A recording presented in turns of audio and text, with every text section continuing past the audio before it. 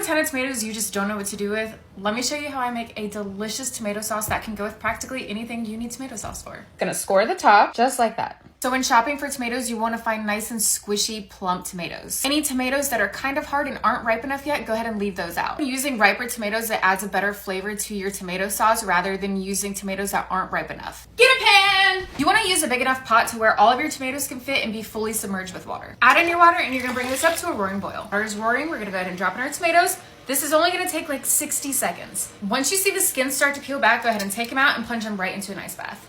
Let the tomatoes sit in the ice bath for a little bit, and then you're gonna take the skin and peel it right off. Garlic. We know her, we love her, mince up as many cloves as your soul tells you. The garlic limit does not exist. Divide your garlic in half. Well, I thought I had an onion, but I didn't, so we're using a shallot. I'm just gonna do a little rough chop with a shallot.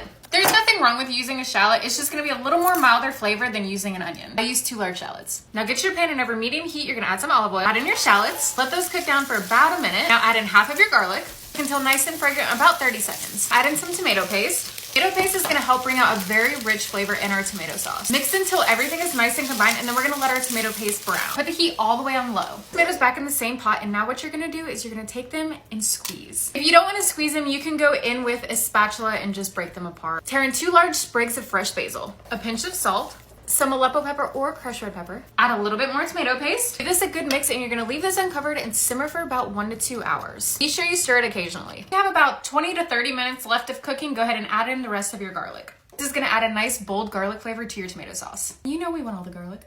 If your sauce is too bitter, add a tablespoon of brown sugar and that should help. I like to add a little bit of dried Italian seasoning. So I like my tomato sauce a little on the chunkier side, so what I like to do is take an immersion blender and just go in and give it a few pulses. Now I just pour my pasta sauce into a jar. And there you have it. You just made your very own tomato sauce. It was a lot easier than you thought, huh? Put it in the fridge and use it within 3 to 4 days. If you want to prolong the shelf life, I would recommend freezing it or canning it. Enjoy.